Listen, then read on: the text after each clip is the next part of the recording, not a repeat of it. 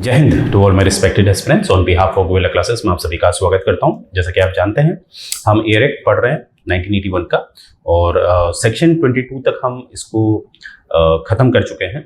तो आइए आज शुरू करेंगे हम सेक्शन 22A। अब ये यहाँ पर अल्फ़ाबेट क्यों है? अल्फ़ाबेट इसलिए है क्योंकि ये बाद में जोड़े जाते हैं, ठीक है।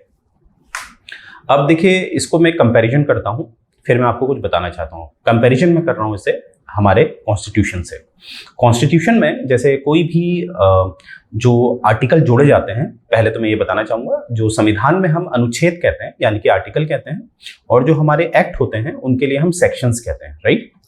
तो अगर संविधान के आर्टिकल में कोई नया पार्ट जोड़ा जाता है तो वहाँ पर भी सेम यही आपको दिखता है।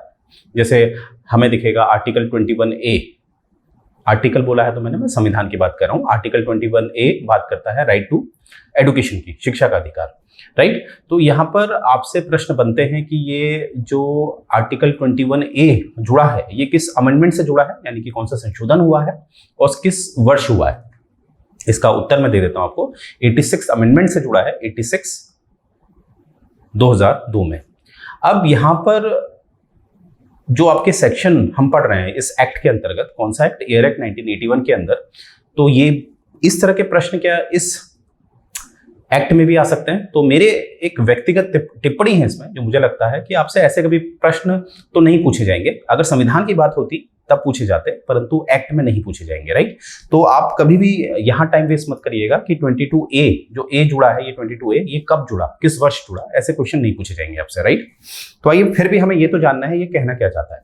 तो यहाँ पर आप देखेंगे power of board to make application to court for restraining person from causing air pollution. देखिए यहाँ पर क्या है, कह रखा है कि बोर्ड एप्लीकेशन देगा कोर्ट को, जिससे कि कोर्ट क्या करेगा, ऐसा व्यक्ति, ऐसा पर्सन जो पोल्यूशन फैला रहा है उसको रोका जाएगा फैलाने से। तो यहां पर हम देखेंगे कि कोर्ट किस तरह की कोर्ट होगी, मतलब जैसे मजिस्ट्रेट लेवल 1 होता है, लेवल 2 होता है, इस तरह का उत्तर हमें मिलेगा। और क्या क्या कंडीशन है जब जो बोर्ड है वो अप्लाई करेगा कहां? कोर्ट में। फिर कोर्ट डंडा करेगा उस व्यक्ति पे जो प्रदूषण फैला रहा है। बहुत आसान है, राइट। आइए देखते हैं, सबसे पहले इसका क्लॉज 1 देखते हैं।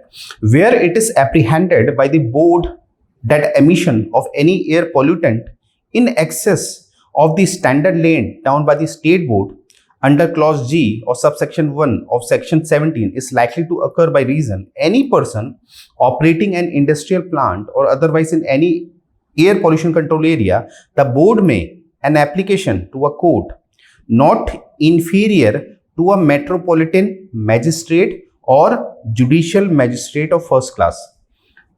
देखिए कितना आसान है, थोड़ा लीगल लैंग्वेज में कॉम्प्लिकेटेड लगता है। इसमें कहा गया है, ध्यान से सुनिएगा, इसमें कहा गया है ऐसा व्यक्ति जो एक पॉल्यूशन कंट्रोल एरिया है। अब ये पॉल्यूशन कंट्रोल एरिया क्या है प्रीवियस क्लास में बता चुका हूं, तो वो आप देख लीजिएगा। तो मानते हैं एक पॉल्यूशन कंट्रोल एरिया नोटिफाई किया गया था स्टेट बोर्ड के द्वारा, और वहां पर परमिशन लेके ही आप अपना प्लांट डाल सकते हैं, ये भी हमने डिस्कस किया था।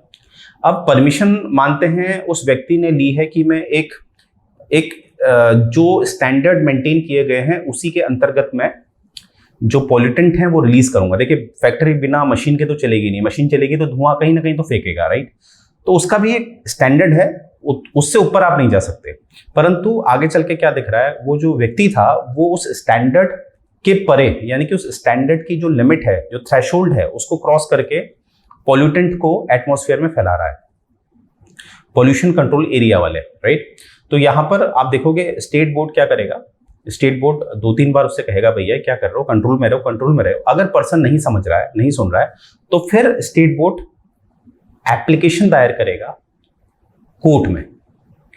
फिर कोर्ट क्या करेगा, उस व्यक्ति को ऑर्डर इशू करेगा कि तुम रुक जाओ, राइट।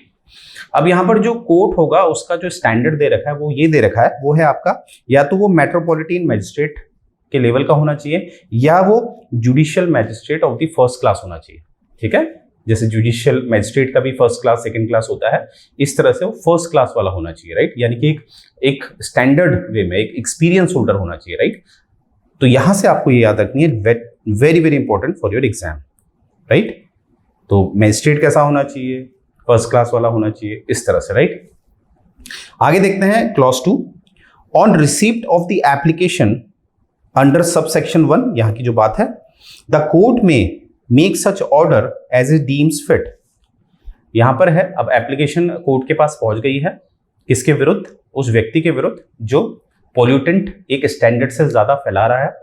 तो वहां पर क्या करेगी, अब कोर्ट क्या करेगी, अपने विवेक अनुसार उसमें निर्णय देगी, ठीक है, अपने विवेक अनुसार। यानी कि कोर्ट आपका जो स्टेट बोर्ड कहेगा उसके हिसाब से नहीं चलेगी, अपने लेवल की इंस्पेक्शन करेगी, उसके पश्चात जो भी निर्णय देगी वो साक्ष्य आधारित देगी, राइट। क्लॉज 3 देखते हैं, वेयर अंडर सबसेक्शन 2, ठीक है, the court makes an order restraining any person from the discharging or causing permitting to be discharge the emission of any air pollutant it में इन दैट ऑर्डर। यानी कि यहां पर कहा जा रहा है, अब एक कंडीशन ऐसी दे रखी है, कोर्ट को पता चलता है कि ये व्यक्ति जो है वो सच में एक स्टैंडर्ड जो मेंटेन किया है उससे ज्यादा पॉल्यूटेंट फैला रहा है एटमॉस्फेयर में, तब उस केस में जो कोर्ट ऑर्डर देगी वो कुछ इस तरह से होगा, वो होगा direct such person to desist from taking such action as is likely to cause emission. यानी कि पहला ये निर्णय दे सकती है कि उस आदमी को निर्देश दे सकती है कि आप क्या करो, जो भी आपने को एक्सेस स्टैंडर्ड से एक्सेस वे में जो आप पॉल्यूटेंट फैला रहे हैं उस पॉल्यूटेंट को आप कम करिए, जो स्टैंडर्ड मेंटेन है उतना ही आपने एमिशन करना है, उतना ही आपने पॉल्यूटेंट एटमॉस्फेयर में डिस्चार्ज करना है, पहला। दूसरा, authorise the board if the direction under clause a is not complied with by the person to whom such direction is issued, the to implement the direction in such manner as may be specified by the court। अब यहां पर क्या है, जो court है वो board को भी ऑथराइज कर सकती है कि आप एक काम करिए कि जो हमने इससे बोला है, अगर ये इसे कंप्लाई नहीं करता, यानी कि जो हमने बताया इसको या जो भी स्टैंडर्ड मेंटेन आपने किया, आपसे मेरा तात्पर्य बोर्ड ने मेंटेन किया है, वो अभी भी ये कंप्लाई नहीं करता है, तो आपके पास अथॉरिटी है, आप इसको अपने हिसाब से डील कर सकते हैं। अब अपने हिसाब से डील करने का मतलब है, देखिए जो स्टेट बोर्ड है वो चलता है आपके स्टेट गवर्नमेंट के कहने से, और ज्यादातर इससे संबंधित जो ये एक्ट है, एयर एक्ट 1981, इसमें कहीं ना कहीं आपका पनिशमेंट का भी जो नियम है वो भी बताया गया है। तो उस हिसाब से स्टेट बोर्ड क्या कर सकता है, अपना एक दंडनीय प्रक्रिया कर सकता है। अच्छा, इसमें ये भी है स्पेसिफाइड बाय द कोर्ट, यानी कि कोर्ट ने स्पेसिफाई जो भी किया होगा, जैसे स्पेसिफाई, जैसे एक उदाहरण मैंने आपको दे दिया, कोर्ट कह सकता है कि आप जो एयर एक्ट है उसके हिसाब से काम कर सकते हैं, आप इनको अगर ये दोबारा काम करते हैं तो आप इनको दंड लगा सकते हैं, फाइन लगा सकते हैं। यानी कि कोर्ट बोर्ड को भी ऑथराइज कर सकता है कार्रवाई करने की, राइट। ये बात आपने याद रखनी है। आगे देखते हैं, क्लॉज 4 क्या कहता है, all expenses incurred by the board in implementing the direction of court under clause B, ये वाला, of sub section 3 shall be recoverable from the person concerned as areas of land revenue और public demand। अब देखिए क्या है, इसको एक उदाहरण से समझते हैं। जैसे कोर्ट ने कहा, कोर्ट में हमने देखा ना, कोर्ट उसको प्रेस्क्राइब करेगा, किसको, स्टेट बोर्ड को। प्रेस्क्राइब तो कुछ भी कर सकता है, तो मानते हैं कोर्ट ने कहा कि आप एक काम करिए स्टेट बोर्ड से कि आप इसको ठीक करिए, जो जिम्मेदारी पर्सन की थी ठीक करने की वो आप ठीक करिए। अब ऐसा क्यों कहा जा सकता है, क्योंकि हो सकता है जो कंसर्न पर्सन है वो अभी फील्ड में नहीं है, या वो उस देश में ही नहीं है, अभी वो बाहर गया हुआ है, फॉरेन गया हुआ है, अभी वो 2 महीने बाद आएगा, तो वेट तो नहीं करेंगे ना, पॉल्यूशन फैलता रहेगा। तो क्या है, उस केस में कोर्ट क्या करती है, स्टेट बोर्ड से कहती है आप इसको ठीक कर दीजिए, जो भी स्टैंडर्ड है आप मेंटेन करिए, और जो भी खर्चा होगा, इस बीच जो भी खर्चा होगा आप किससे लेंगे, उस व्यक्ति से लेंगे जिसके पोजीशन में या जो ओनर है उस प्लांट का, वो उस खर्चे को देने के लिए बाध्य होगा, उसके लिए मैंडेटरी होगा, और उस खर्चे को आप एरियर की तरह इस्तेमाल कर सकते हैं। एरियर मतलब पिछला खर्चा, मतलब आपने उसमें खर्चा किया, अब उस खर्चे को 2-3 महीने हो गए हैं, 4 महीने हो गए हैं, और 4 महीने के बाद वो व्यक्ति वापस आता है जो ओनर है, तो आप उस खर्चे को उससे मांग सकते हैं। अगर वो नहीं देगा तो आप कोर्ट के पास आ सकते हैं, राइट। तो ये यहां पर बताया गया है। तो यहां पर सेक्शन 22A से हमें क्या पता चल रहा है, क्योंकि यहां से हमें ये पता चल रहा है कि यहां पर इंटरफेरेंस ऑफ द कोर्ट हो रहा है, ठीक है, यानी कि स्टेट बोर्ड कोर्ट को एंगेज कर रहा है और कोर्ट क्या कर रहा है, उसमें न्याय कर रहा है, राइट। आगे देखते हैं section 23, furnishing of information to state board. Information किसको फर्निश की जा रही है? स्टेट बोर्ड को and other agencies in certain cases. अब देखते हैं इसमें ऐसी क्या सूचना है जो स्टेट बोर्ड को दी जा रही है, राइट। आइए देखते हैं। अब यहां पर ये अदर एजेंसीज से क्या मतलब है? अदर एजेंसीज को मैं ऑलरेडी आपको पढ़ा चुका हूं, कहीं कहीं पर आप देखेंगे स्टेट बोर्ड क्या करती है, अपनी अथॉरिटी किसी पर्सन को दे देती है या किसी एजेंसी को दे देती है। एक एग्जांपल, लाइव एग्जांपल से आपको समझाता हूं। जैसे आपने ग्रामीण क्षेत्र में देखा होगा, एक सीएससी सेंटर होते हैं, कॉमन स्कीम सेंटर होता है ना, सीएससी सेंटर, जिसमें आपने देखा होगा कोई जो प्राइवेट आदमी होता है उसको ये कार्य दे दिया जाता है कि तुम जो जितनी भी गवर्नमेंट की जो योजनाएं हैं उसके लिए तुम काम कर सकते हो।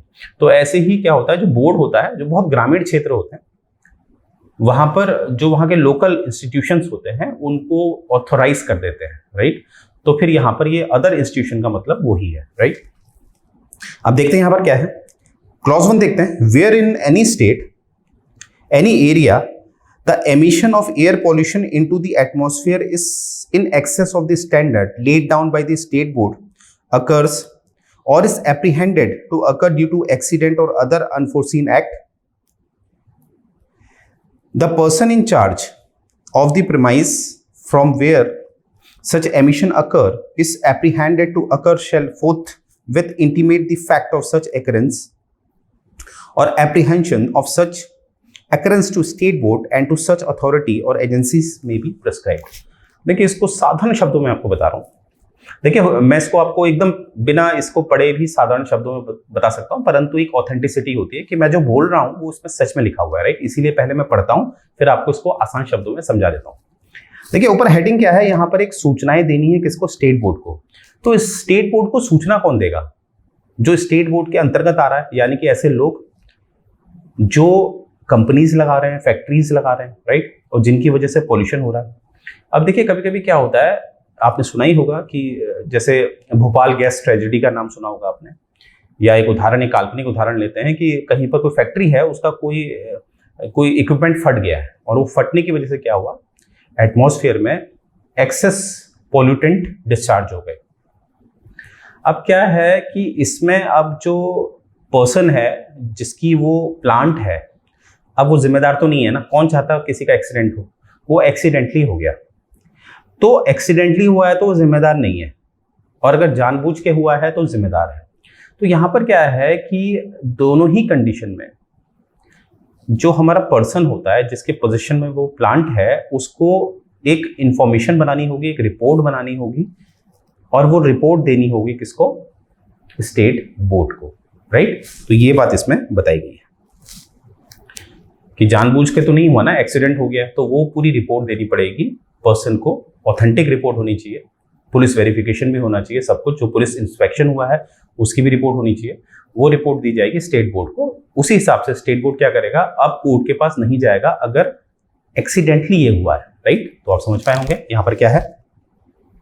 क्लॉज 2 देखते हैं, on receipt of information with respect to fact or apprehension of any occurrence of the nature referred in subsection 1, whether through intimation under that subsection or otherwise, the state board and the authorities or agencies shall, as early as practical, cause such remedial measures to be taken as necessary to mitigate the emission of such air pollution।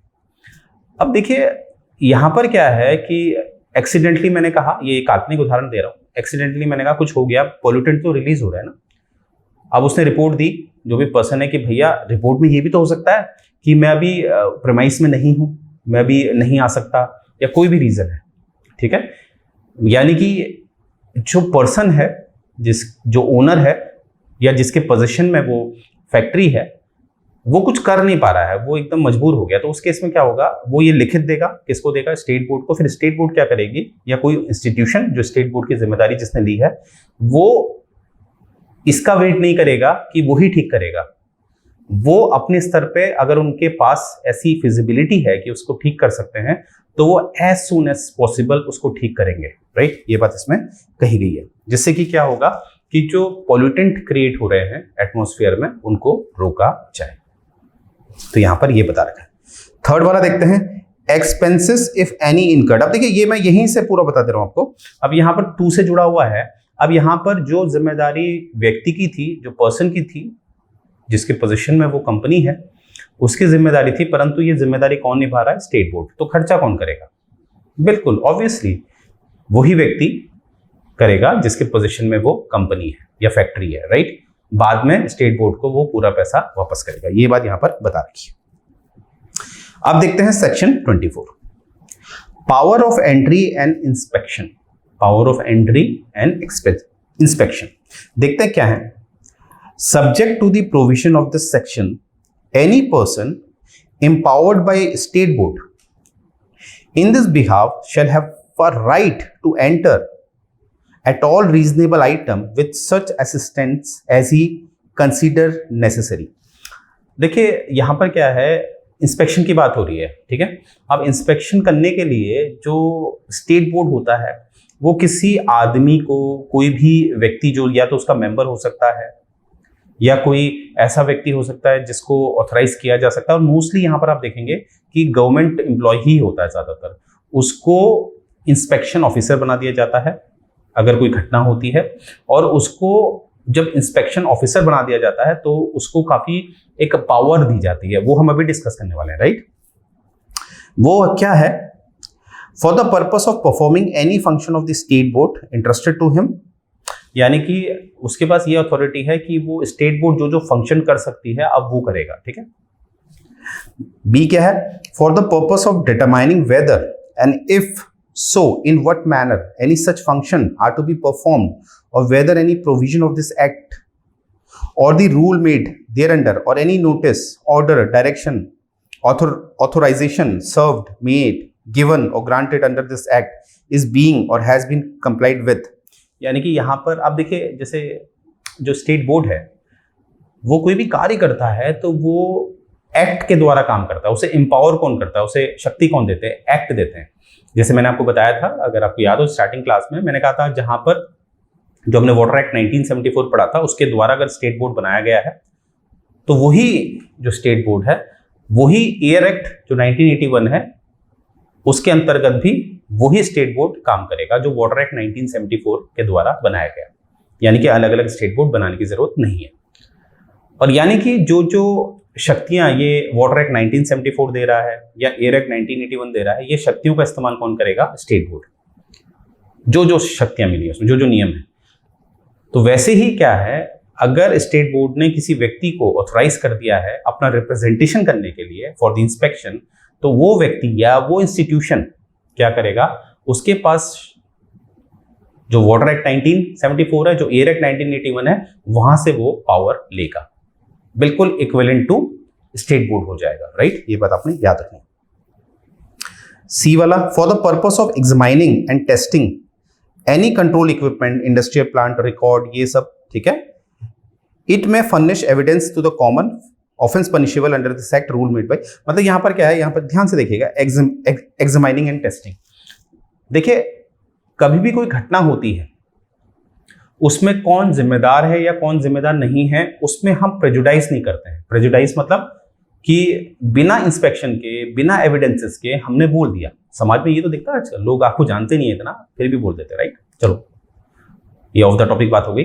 तो यहां पर ये कहा गया है कि जो व्यक्ति होगा या जो इंस्टीट्यूशन होगा जिसको ऑथोराइज किया गया है स्टेट बोर्ड द्वारा, वो पूरा इंस्पेक्शन करेगा। और इंस्पेक्शन जब वो करेगा तो उसको कोऑपरेट करेंगे सभी लोग, क्योंकि उसका दर्जा अब किसके इक्विवेलेंट हो गया है? स्टेट बोर्ड के इक्विवेलेंट हो गया है। वो एक स्टैट्यूटरी बॉडी बन गया है, यानी कि कानूनी निकाय वो बन गया है। कौन? वो व्यक्ति, ठीक है। क्योंकि फिर वो निष्पक्ष होके, बेखौफ होके इंस्पेक्शन करेगा और उस आधार पे एविडेंसेस यानी कि साक्ष्य कलेक्ट करेगा, उसके आधार पे फिर जजमेंट होंगे, ठीक है। अगर कल्प्रिट है तो कोर्ट पिक्चर में आएगी, कल्प्रिट नहीं है तो उसको मौका दिया जाएगा, राइट। तो ये बात यहां पर बताई रखिए। और कल्प्रिट है तो पनिशेबल होगा अंडर दिस एक्ट, जो भी इसमें प्रावधान है उसके हिसाब से उसको पनिशमेंट मिलेगी। आगे देखते हैं clause 2, every person operating any control equipment or any industrial plant in an air pollution control area shall be bound to render all assistance to the person empowered by the state board under subsection 1 for carrying out the function under the subsection. If he fails to do so without any reasonable cause of excuse, he shall be guilty of offense. मतलब इसमें क्या कहा जा रहा है, बहुत आसान है. एवरी पर्सन जो कहीं ना कहीं, जैसे मैंने कहा, एक इंस्पेक्शन करने वाला व्यक्ति आएगा प्रेमाइस में, तो प्रेमाइस में कोई भी व्यक्ति हो, चाहे मालिक है, चाहे नौकर है, चाहे कोई भी है, किसी भी लेवल का हो, वो उस इंस्पेक्शन ऑफिसर को कोऑपरेट करेंगे हर एंगल से. ठीक है. अगर नहीं करते हैं कोऑपरेट, अगर कोऑपरेट नहीं करते हैं इंस्पेक्शन के दौरान, तो वो कंडीशन मानी जाएगी कि ये ऑफेंड किया जा रहा है और इसको अपराध की श्रेणी में डाल दिया जाएगा. यानी कि वो व्यक्ति जब सपोर्ट कोऑपरेट नहीं करेगा तो वो गिल्टी माना जाएगा. राइट. तो इसका मतलब क्या हुआ कि इंस्पेक्शन जो है बिल्कुल आसान तरीके से हो, सब लोग कोऑपरेट करें उसमें. ठीक है. तो ये बात इसमें बताई गई है. If any person wilfully delays or obstruct any person empowered by the state board under subsection 7 in the discharge of his duty, he shall be guilty of the offenses under this act. Right. एक second, इसको check कर लेते हैं. 1, क्योंकि मैंने आपको section 7 बोल दिया था गलती से, ये 1 है. ठीक है. Sub section 1. देखिए यहां पर भी साफ कहा है. देखिए person wilfully delays or obstruct any person, यानी कि कोई व्यक्ति एम्पावर किया गया है स्टेट बोर्ड द्वारा, भैया तुम जाओ इंस्पेक्शन करने जाओ, है ना, उसको पूरी शक्ति दे रखी है, और आप क्या कर रहे हैं, जो पर्सन है वो जानबूझकर कुछ बाधा डाल रहा है. ठीक है. एक उदाहरण ले लेते हैं काल्पनिक. जैसे मानते हैं मैं ओनर हूं फैक्ट्री का, मुझे फोन किया जा रहा है आप आइए. अब मैं उसी शहर में होने के बावजूद भी मैं कह रहा हूं नहीं मैं अभी आ ही नहीं सकता, मेरी तबीयत ठीक नहीं है, चाहे मैं बिल्कुल सही हूं. राइट. तो ये इस तरह के जो एक प्रतिक्रियाएं की जाती हैं जानबूझकर गलत नकारात्मक तरीके से, वो कहीं ना कहीं क्या होगी, वो कहीं ना कहीं ऑफेंस होगी इस एक्ट में. और अगर ऑफेंस है, अपराध है, तो वह व्यक्ति, यानी कि उदाहरण में मैं क्या माना जाऊंगा, गिल्टी. ठीक है. गिल्टी मतलब अपराधी हूं. जहां मैं गिल्टी माना गया वहां मैं दंड के लिए अवेलेबल हूं, मतलब मुझे दंड दिया जाएगा. ठीक है. 4 देखते हैं. The provision of code of criminal procedure 1973.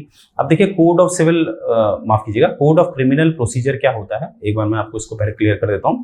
जैसे आप जानते ही होंगे, जो हमारे थॉमस मैकॉले थे, जो लॉर्ड थॉमस मैकॉले थे, मैकॉले साहब जो थे, उन्होंने आईपीसी की ड्राफ्टिंग करी थी.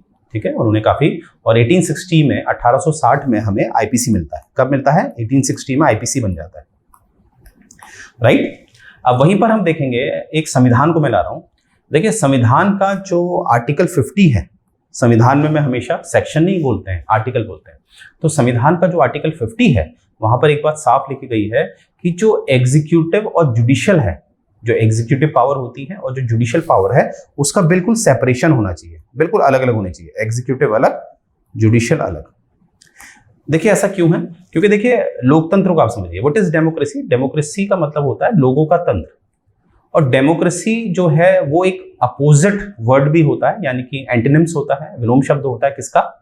तानाशाही का, डिक्टेटरशिप का, कह सकते हैं ना. और डिक्टेटरशिप को अगर मैं परिभाषित करूं तो डिक्टेटरशिप क्या है? ऐसा आदमी या ऐसी सरकार जिसके पास पूरी शक्तियां हैं, एब्सोल्यूट पावर है. एब्सोल्यूट पावर से मेरा क्या मतलब है? जुडिशियल पावर भी उसके पास है, एग्जीक्यूटिव पावर भी उसके पास है, लेजिस्लेटिव पावर भी उसके पास है. तो ऐसा व्यक्ति डिक्टेटरशिप कहलाता है, तानाशाह कहलाता है. ठीक है. पर लोकतंत्र तो तानाशाह नहीं है ना. तो लोकतंत्र में क्या होता है, अलग अलग संस्थानों को अलग अलग पावर दे दी जाती है, किसी को भी एब्सोल्यूट पावर नहीं दी जाती है. इसीलिए आप देखते हैं भारत जो बहुत बड़ा लोकतांत्रिक देश है, वहां पर आप देखते होंगे कि विधायिका अलग काम करती है जो सिर्फ कानून बनाती है, कार्यपालिका अलग काम करती है जो कानून को लागू कराती है, जैसे कि डीएम, एसडीएम. ठीक है. ये विधानसभा में तो नहीं बैठते हैं ना, परंतु जो भी कानून बने हैं ये उन्हें लागू करते हैं. और वैसे ही हमारी न्यायपालिका, वो अलग काम है, उसका काम है न्याय देना. इसलिए आप देख रहे होंगे स्टेट बोर्ड जो एक कहीं ना कहीं एग्जीक्यूटिव बॉडी है, वो न्याय देते समय उसको कोर्ट की आवश्यकता है, क्योंकि उसके पास पूरी शक्तियां नहीं है. तो ये है लोकतंत्र की खूबसूरती. इसीलिए आप देखेंगे कि आर्टिकल 50 में कहा गया है एग्जीक्यूटिव और जुडिशियल को बिल्कुल अलग रखा जाए. इसीलिए आप देखेंगे 1973 में जो एग्जीक्यूटिव फंक्शंस थे, एग्जीक्यूटिव फंक्शन जो थे उनको अलग कर दिया गया और उसको सीआरपीसी बोला गया, criminal procedure code. Criminal procedure, procedure execution में हमेशा प्रोसीजर्स होते हैं, प्रक्रियाएं होती हैं, इसको अलग कर दिया गया, इसीलिए हम कहते हैं सीआरपीसी ऑफ 1973 में ये अलग हुआ। तो यहां पर आप देखेंगे the provision of CrPC 1973 two of 1974, इसको आप अवॉइड कर सकते हैं, in relation to the state of Jammu and Kashmir और एनी। अब ये देखिए जम्मू एंड कश्मीर वाला जो इसमें मुद्दा दिया जा रहा है अभी फिलहाल वो अस्तित्व में नहीं है। ये नियम लागू नहीं होगा कि अगर कोई भी नियम पूरे क्षेत्र में लागू हो रहे हैं, यानी कि पूरे भारत के क्षेत्र में लागू हो रहे हैं, वो जम्मू एंड कश्मीर में लागू नहीं होगा। इस तरह के प्रावधान अगर इसमें दिए गए हैं, क्योंकि उस समय 1981 में बना है, उस समय 370 था, जम्मू एंड कश्मीर को विशेष दर्जा था, परंतु 5 अगस्त 2019 से जम्मू एंड कश्मीर का विशेष दर्जा वाला जो था उसको हटा दिया गया है। तो वर्तमान में आज जो तारीख है 17 सितंबर 2023 में जम्मू एंड कश्मीर को विशेष दर्जा नहीं है, तो इसीलिए ये पूरे भारत के क्षेत्र में लागू होगा। तो इन लाइंस को हम बाईपास कर सकते हैं। तो इसका जो क्लॉज 4 है इसको हम नेक्स्ट क्लास में डिस्कस करेंगे। फिलहाल आप देख सकते हैं जितना मैंने पढ़ाया है आपने उसको समझ लेना है, राइट। अब देखिए मैंने आपको बताया था कि एक व्यक्ति है वो लाइसेंस लेता है ऐसे एरिया में जो पॉल्यूशन कंट्रोल एरिया है, परंतु आगे चल के देखा जा रहा है कि वो स्टैंडर्ड मेंटेन ही नहीं कर रहा है, पॉल्यूटेंट ज्यादा फैला रहा है। तो उस केस में क्या होगा कि जो बोर्ड होगा वो फिर कोर्ट के पास जाएगा, कोर्ट क्या करेगा, उस व्यक्ति के खिलाफ जो भी कार्रवाई कराएगा वो किस आधार पे होगी, सीआरपीसी के आधार पे होगी, राइट, सीआरपीसी के आधार पे होगी।